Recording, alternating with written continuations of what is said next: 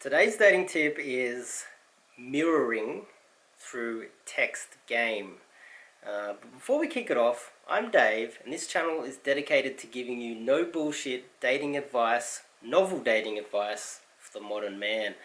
So, text game is a very complex thing.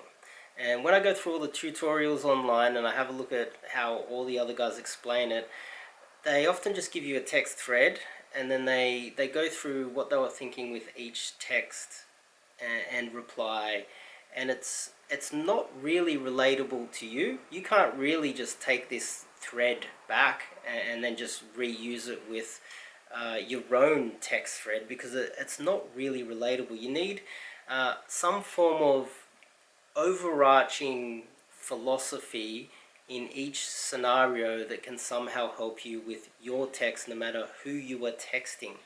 Now, mirroring is something that I have learned through not only by texting girls, but I've got some friends that are very successful and have risen through the corporate ladder. And part of the way that they have risen through the corporate ladder is that they are extremely high in EQ. And I've noticed that people high in EQ do this thing called mirroring. They won't, not only just when you are talking to them, mirror your speech, they might mirror the way that you behave, as in your body language. They might also mirror the way that you text. And when I noticed this, some of the most successful people who have climbed the corporate ladder use mirroring. I'm not sure if they are aware of it, but I have some friends that I have noticed mirroring me. And I started to think, why does that work? How does, I started to put a little bit of deep thought into it. And then I started using those techniques from successful people in the corporate side and in business, and try to use this for dating. Now, mirroring in text. Let me go through this text thread. I mirror about the midway, but let's go through the text thread and you'll start to understand what I mean as I work my way through it. Let's get started. So, you are very yummy, I could eat you. Of course, so this girl I met, I need to go through the approach. I approached her, she was at the lights, I had my glasses on, I leant over and looked over her. I just looked over the top. And she kind of glanced in my direction. We crossed the road. I wasn't sure if she was with a few people. And then, I approached her. We had a little chat. She started to tell me where she was going. She was trying to find a tram or a train, and I decided to help her out. We walked a couple blocks. We had a little chat. It went quite well. I found her train. And as soon as I got a number, as soon as she got on the train, I texted her literally within 5 minutes, because I knew it would take her about 15 minutes to reach her friends, and I wanted to get that first text in straight away and get a reply straight away, so that I had that first connection before she gets to her friends. So she's not getting a message from a guy while she's with her friends and has to reply to me in front of them, and it risks her friends seeing it, and that could possibly risk my connection with her. I could get, as people say, cock blocked by her friends, because they don't even know me, right? So I said, you are very yummy, I could eat you. The message there is that I'm not your friend.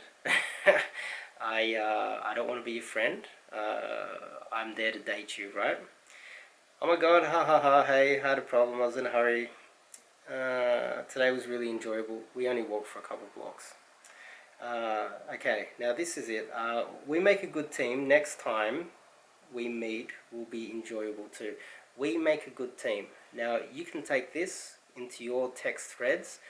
We, us, together.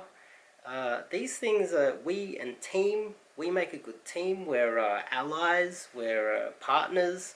What it's saying is that it's me and her versus the world.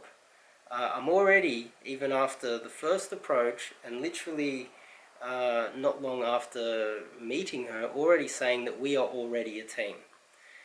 And that is very powerful stuff, because she's now starting to get the impression that it's me and her versus the world. We're together. It's like this shared identity that we have, and this is very powerful when it comes to dating.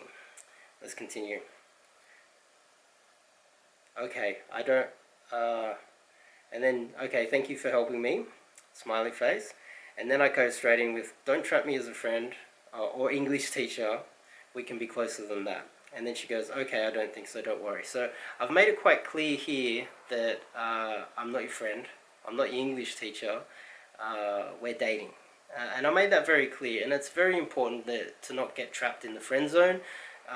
Being trapped in the friend zone is a nightmare, and if you are a little bit afraid of making it clear to a girl, and you don't make yourself clear, you could find yourself being trapped in the friend zone. And if she's not aware of what you want, you know, it's kind of your own fault for not making it very clear from the very beginning. Really? Okay. I'm super busy tomorrow, but we can meet Saturday or Sunday. So what I'm doing here is I'm letting her know that I'm busy, so therefore I'm only available on the weekend. I'm also giving her two options.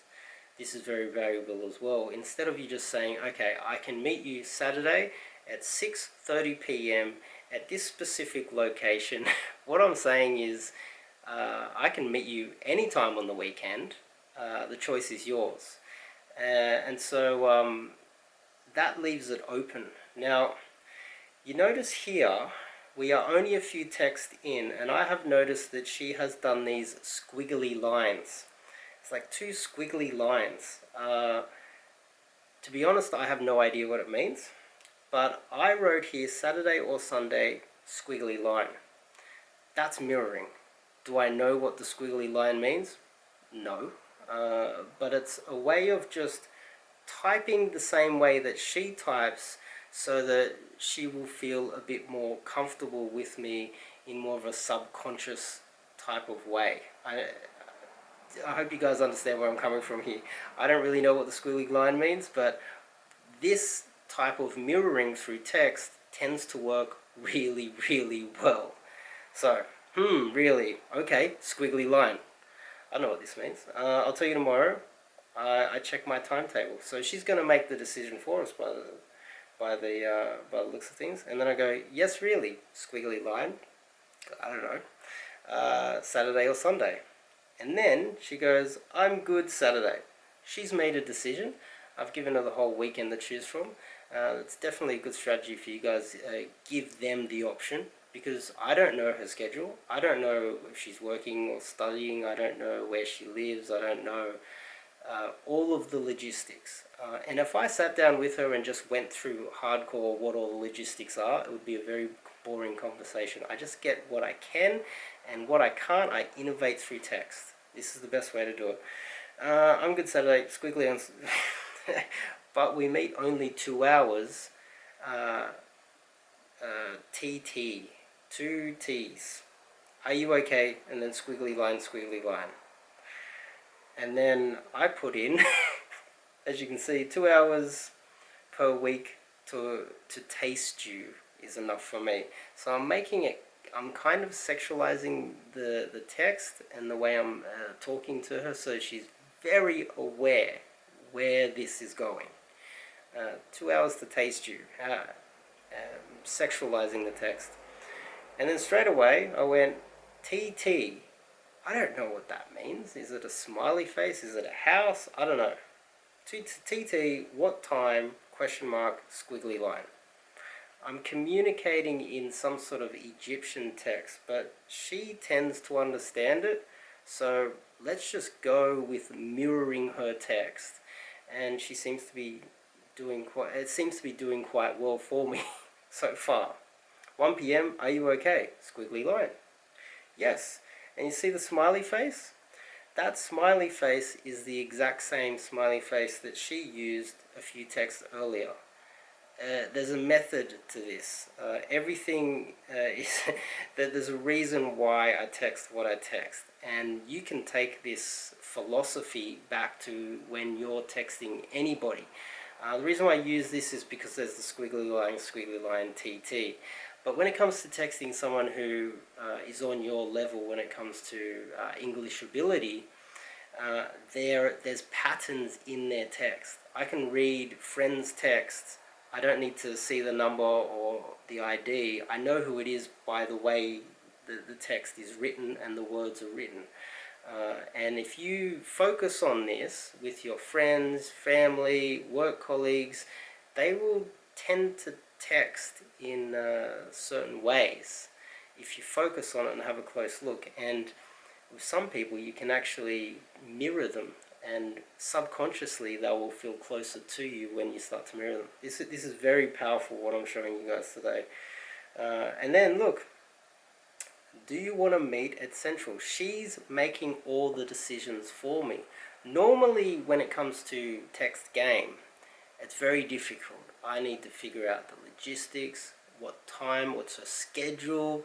All of these things can be extremely difficult. But by making a few things clear, this is not a date, making it very clear that, you know, I want to taste you, sexualizing it, and then mirroring, and then leaving it open, and then when, instead of making a hard decision, going back into mirroring, she makes all the decisions for me, makes it so much easier for me to organize a day.